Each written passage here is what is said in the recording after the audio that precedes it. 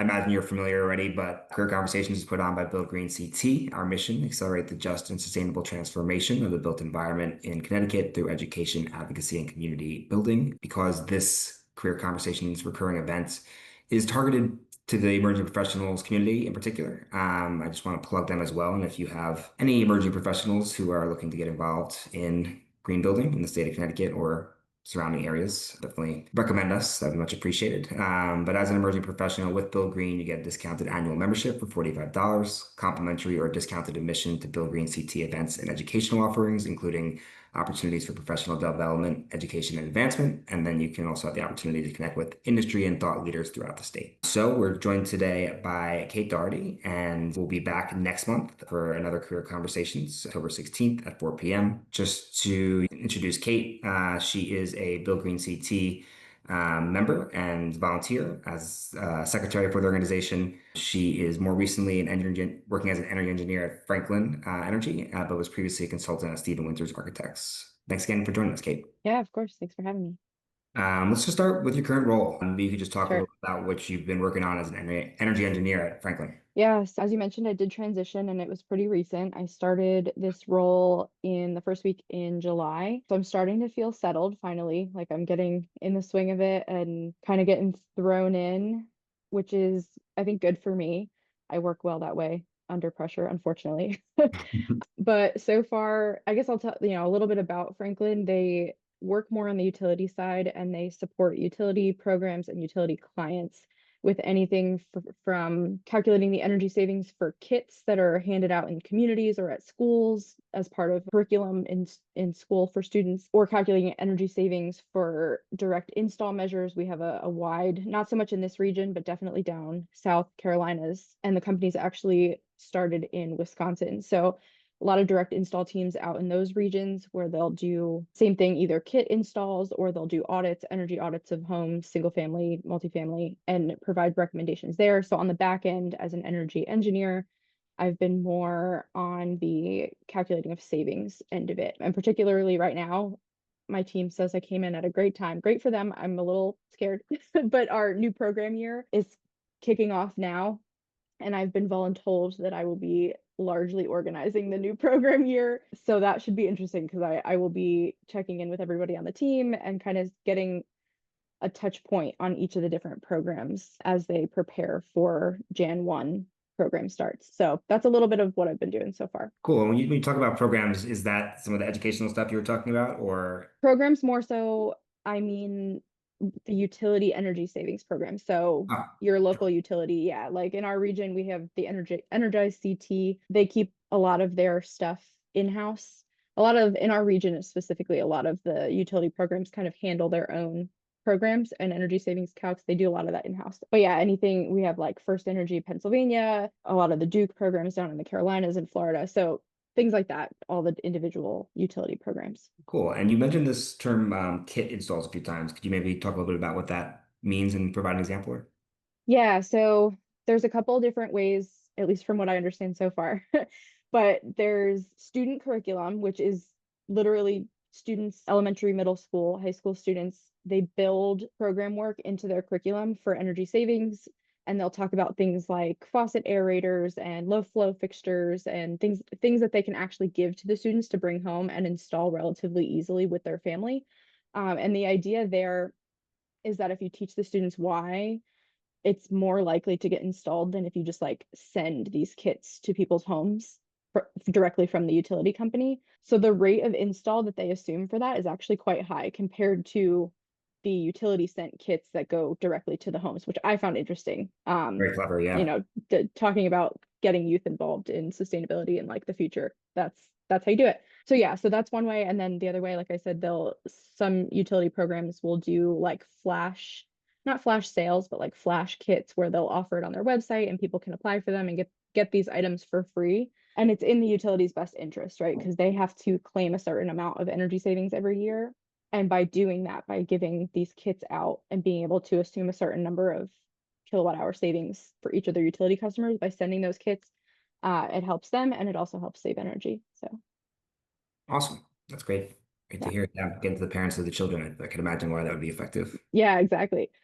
So I know you were previously more on the building side of things at Stephen Winters. Could you maybe talk a little bit about your experience with Stephen Winters and kind Sure. of what made you want to move into utilities or how that transition was decided? Yes. So out of Stephen Winter was my first career out of school. And I had some alumni connections between the program and Stephen Winter. And I worked for them for about 6 years doing certified passive house design. Through them, I got my certified passive house designer credential. And I worked on a number of different projects. Oddly enough, I didn't actually ever get to see a project get certified that I worked on, just the way like building projects take so long start to finish. So like by the time I was actually managing projects, I didn't get to see one. So I'm like waiting, I'm watching the LinkedIn to see if one of the first projects that I worked on gets certified. I know they passed their blower door, which is great news. So yeah, so I was working more on the certified passive house side of things, largely in multi-family buildings, but I did a number of projects or supported a number of projects that were retrofit as well. Cool. And you mentioned that was your first job out of school. Did you kind of see yourself while you were in school or maybe in your later years of college going into a field supporting green, sustainable building, or was that sort of a It kind of came later in the game for me. I knew I went to actually a high school that was very environmentally science driven. So I knew that I was passionate about our impact on the environment and sustainability in the environment in general. But I also discovered in high school that that grant funded research was not for me. I hated it. So to think about going into environmental science as a degree in college, I was like, I just don't know where that's going to end up for me because I do not love the research based career path. So I pivoted a little bit and a state college I grew up in New Jersey. So state college, I went to Stockton. They had a sustainability program and it was relatively small. When I went to see the school and learn about the programs, the advisor, there's like one advisor for the whole program, right? So and they just happened to not be there that day. So I joked like my whole first semester in school. I was like, I don't think this program actually even exists. Like because I was starting with some gen eds. Like I had no idea if it, what am I going to get myself into? Mhm. But that program and that advisor was extremely pivotal and kind of pushed me in the building science direction. I wanted something that was sustainable for me as a career, but then also had this sustainable energy efficiency and environmental impact. And buildings is where we spend most of our time. So that was kind of, you know, long story short, how I ended up in the building realm. Guess a short leap from there to Stephen Winters pretty aligned pretty nicely with Yeah, what you're working on. And that exactly. sustainability program, was that engineering based? It wasn't actually. So it's funny, like I am one of the only non-engineers, like credential wise, in my new company. It was very hands-on and I would say it was very engineering adjacent, but it's technically just a bachelor's of science in sustainability as opposed to like an engineering degree. Very cool. I didn't realize Stockton had a straight up sustainability Yeah. program. Fantastic. Let's talk about maybe some challenges, some of the bigger challenges you face in your sustainability career, either at Stephen Winters or Franklin. What were you facing and how did you overcome it? Yeah, I think I've done nothing yet but shift. Like the shift from I would say the shift from college to first career was challenging, but not so much because I did have a good program. I did have a good like problem solving head on my shoulders when I moved from that program into the first job. But I think onboarding is always the toughest challenge, even in this role. Like I'm 6 years in the industry, definitely pivoting to the utility side is a little bit different and putting my math cap back on and, getting my math brain involved again by doing some of the more calculation based stuff. But I would say the onboarding is the hardest part because it's like you want to be helpful and useful to your new team, but you're not quite there yet. And you start to spin your wheels a little bit. And it's like you want to ask questions, but you don't want to get in people's way. Um, so I think I'm struggling with that even more than I thought I would in this most recent transition. That's why I was like, I'm finally starting to feel a little bit more settled because I think it was just that like, how can I help? But I don't really know what I'm doing. I want to get this done quickly, but I can't, that sort of thing. So I think that's been the biggest challenge. And I think just asking for help is the best way. Like I found a couple folks on my new team that are really great at helping and kind of understand how my brain works. So just going to, booking the time with them, going to them for questions has been really useful for me to help best use my time. Would you say similarly coming out of college with maybe less of a technical background and working at a fairly technical engineering based company. Also challenges there. It's a really interesting leap. I feel like being able to get into that world without necessarily that highly technical engineering or construction based foundation. Yeah, like I really like coming out of school, I really hadn't looked at blueprints before. Right. Like we had Mhm. looked at details here and there, like we had talked about building materials and we talked about envelope and things like that. But getting acquainted with actually looking at plans, I would say that took me a couple of years. And that's, around the same time I started managing my own projects at Stephen Winter. I do think that the work when I first started at Stephen Winter was a little bit more task based, which was really great for someone coming out of school. Like, here's one thing that you can do and you can get really good at. And then when you're good at that, we'll, get you dived into something else, or you can train with somebody on something else. Because there's a lot of things that happen behind the scenes for Passive House, right? It's like we're doing takeoffs and we're, loading things into several different tabs. So it's like I got really good at one tab in the PHPP or the Passive House planning package at a time, which helped to keep it from feeling overwhelming. Because if you try to do everything all at once, you'll feel like you're going crazy. So yeah, I think that transition was really good. And I did go into an entry level position, obviously. So they were expecting that I wasn't going to have my head wrapped around Passive House specifically when I first started. So I guess sort of a complimentary question, but something that you know now as more of an advanced professional or mid-level professional that you wish you had known when you were starting out, we'll say as an early professional. I think just not being afraid, like I said, to just book the time with the folks that know what they're doing or know better what they're doing than you do, and not being afraid to ask those questions.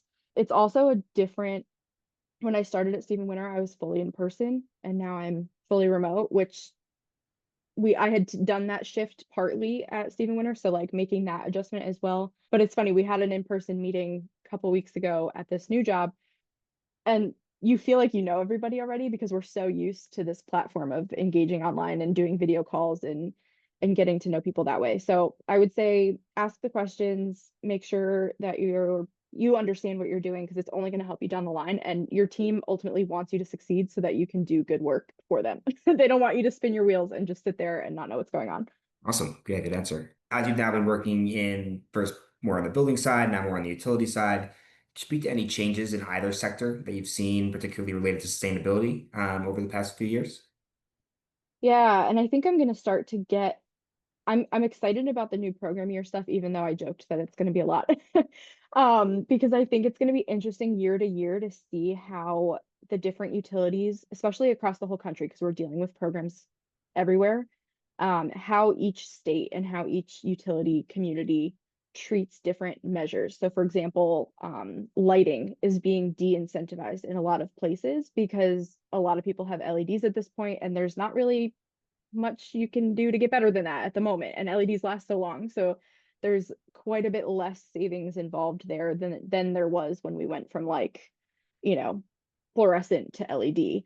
Right, So those it's low. interesting. Yeah, exactly. So it's interesting to see how those things are being de-incentivized. And I think it'll be really interesting to see what new measures come out from year to year and like how things are changing. Like, oh, and I like we're dealing with things from everything from like the fans that are in dairy facilities that like flush the air, everything from that to like, grow facilities in certain states where that's legalized and like they have their own separate energy savings, like everything down to the state level um energy saving measures. So it's going to be interesting, I think, to see from year to year how that's changing. Totally. Yeah, I guess I never really thought about it that way, but when you're considering how to reduce energy, you need to consider how to reduce energy along the full client base or Yeah, in your region. And so I imagine starting with the big consumers is kind of where you focus most of your attention. right. And that involves sort of more bespoke or unique energy saving measures, depending on the building type. Yeah, and if you're, is your state mostly farms? That's Right. where, you have to account for the energy savings that can be had in those facilities as well. So it's been interesting to see what's out there. Yeah, like it's hard for me to wrap my head around like the sort of knowledge base, the interdisciplinary Yeah. experience required to do that sort of thing. In your experience working with these dairy farms or these grow houses, are there any emerging trends or technologies that are exciting you right now? Um, I think I don't know that I've seen anything like, wow, that's so cool. But I think like working with motors and fans is something that I'm less familiar with, um, especially doing the calculations for those things. So I think for me personally, that's broadening my horizon in understanding of how technology works. From the passive house level in my previous job, like we were worried about how much energy things were using, but it was more on like at least my role was more on like a nameplate basis. Like, what is the model number? Look it up, find the energy savings, plug it into the model, and there was like a greater model that we were plugging into. But in this case, it's like every individual thing and every individual part of a house or a facility is all getting accounted for. Um, so it's not super fun and exciting, but I think for me, like getting more involved in like the motors and understanding like what goes into those calcs has been interesting. Right, the mechanics and kind of Yeah, if you can figure out where to reduce energy. exactly. Cool. I guess speaking a little bit to the emerging professionals now, what advice would you give someone trying to break into the sustainability field today? We'll say specifically for buildings or utilities. Um, I think if it's especially if it's not what you did in school or not what you have previous experience in, I think joining, I'll give a shameless plug for our Build Green Connecticut. Joining organizations like this and, partner organizations for things that you care about can be a great first step. I've connected with a lot of folks that have come to our events for this organization, and we've just chatted on LinkedIn, what are some things that I can learn to better my chances at getting a job, or like I'm thinking about going for this job, like I've looked at a couple resumes, like yeah, I'll take a, connecting with folks that are already in the industry, I think is invaluable. And not being afraid to just reach out to people online. I mean, that's the day and age that we're in, right? Like just message the person, send the message. Um, and then I think beyond just joining, like we'll call them hobby organizations or things that you're interested in, looking also at professional certifications or other things that you can do. For example, not something I ever thought that I would go for, but now I'm considering pursuing the CEM certificate to kind of be on the same playing field as some of the other engineers. I can't go for my PE. I don't have an engineering background, but the CEM is like kind of a middle point and I can apply for that. So if you're interested in passive house, maybe it's pursuing your passive house designer credential, or if you're interested in lead, go for that credential on your own, especially if you're in a waiting period or if you're kind of in a transitionary time. I think that's great advice. Yeah, it's kind of like I started out, didn't really have the skill set or knowledge base to demonstrate on my resume that I was built for sustainable building Right. um, career. But took some time and got a lead certification and took an internship at Urban Green and just tried to kind of boost those experiences. Yeah, get your feet wet. Um, so what's next for you? Any projects, goals, dreams on the horizon that you're specifically or especially excited about? Um, I would say professionally, like I said, the CEM, I just had a one-on-one with my manager today and we chatted about that a little bit. So I think it'll be first steps looking into stuff I can use to study and then deciding, if I want to pursue the actual test and certification for that. So I'd say that's exciting just because it's kind of letting myself lean a little bit further into this choice that I made, this job transition. Mhm. And then like personal exciting stuff, I don't know on what timeline, but our goal is to like practice what we preach. So I would love someday to build a home that actually is green and sustainable. Don't know when that'll happen or how or where, but that's something that's kind of like what keeps me going. Like someday I'll live on a couple acres and I'll have a sustainable home. So Yeah. because I mean, we just replaced the windows in this house. This house was built in 1900, and I definitely don't practice what I preach in this house. It's leaking from all facades. So I think that's more like on the personal horizon. Um, yeah, I don't know. I'm trying to think what else. And then also sustainability, like it's sustainability adjacent, not so much building. But I talk to anybody and everyone that I can about like preserving and canning. That's my newest hobby. So if you have any ideas or recipes, someone actually just sent me a recipe the other day. Apparently you can can zucchini with pineapple and it'll make everything taste like pineapple for that end of season when you have way too much zucchini and don't know what to do with it. So next year that might be something I will be trying. That's awesome. Yeah, career Yeah. conversations come for the professional advice, stay for the canning tips. Yay for the canning. Yeah. Cool. Yeah, that brings me to the end of my list of questions here. Reed, we have a little more time. Did you want to ask Kate any other questions that may have come up? Yeah, Kate is a Bill Green CT member. Yeah, she's on the board. Yep. Are you a Bill Green CT member, Reed? And if not, you should be. You should be. Especially if you're an emerging professional, we'd love to have you. I understand if you're still working too and not currently. Cool. Well, hey, if you want to join, you can get a discount through emerging professionals if that's something that would be appropriate for you. We'd love to have you on board and hopefully we'll see you back here next month for the next conversation. And definitely connect on LinkedIn. Would love to follow some of the projects you're working on. Yeah, absolutely. I should have talked a little bit about my experience, but I'm pretty involved in the fast fast world. Sarah is as well. Kate a little less these days, but if you ever want to connect or talk about fast fast, we'd love to. Yeah. Yeah.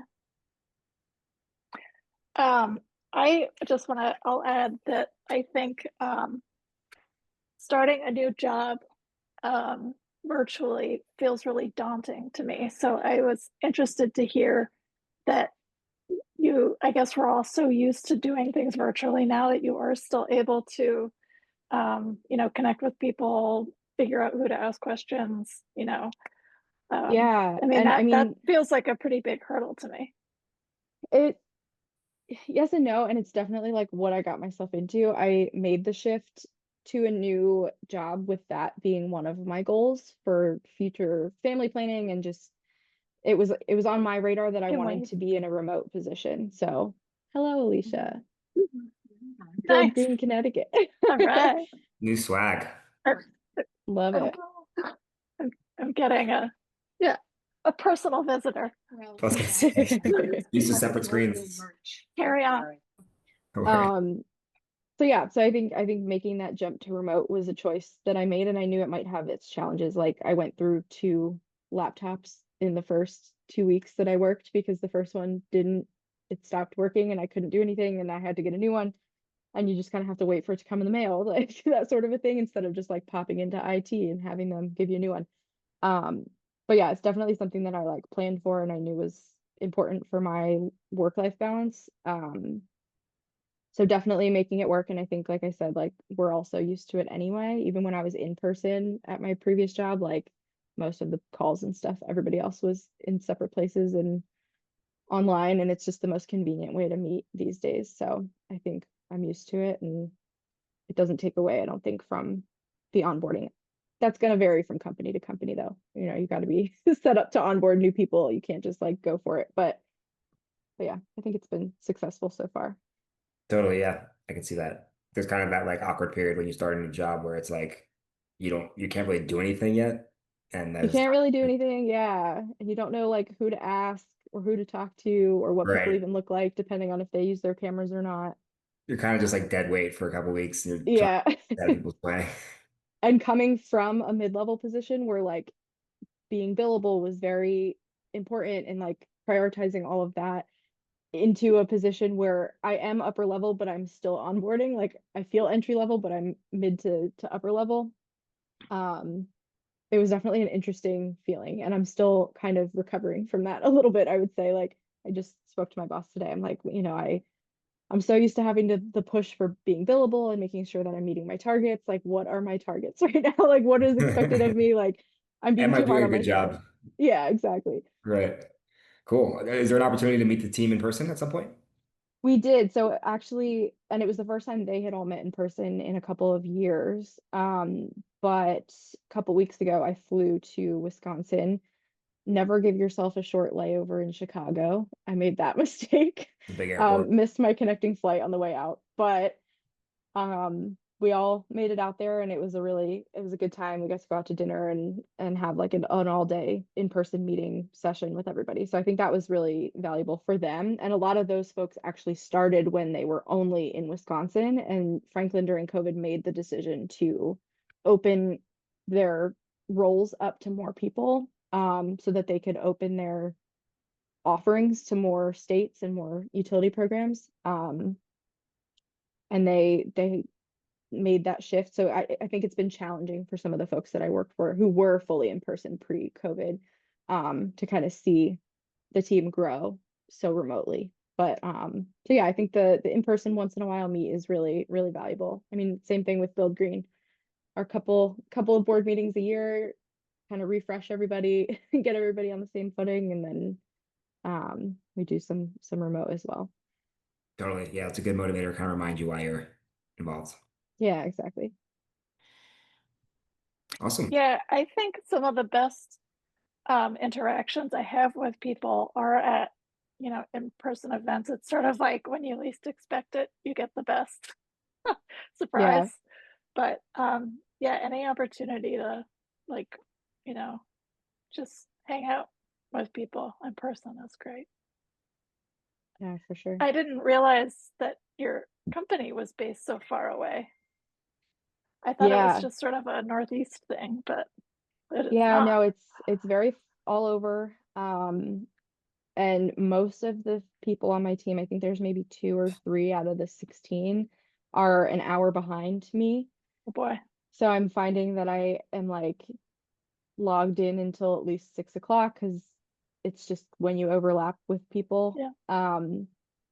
Which has been okay because I tend to start my mornings a little bit later anyway. But there are a couple people on the team that start so early where like I'm not even online yet and I'm Eastern time and they're already online. And I'm like, oh shoot, I gotta step up my game here and get on a little earlier because people are lapping me. But yeah, so that's been interesting, like the time difference and like trying to schedule meetings with people who aren't in your time zone. It's like, okay, it's this time my time. Does that work for you and your time?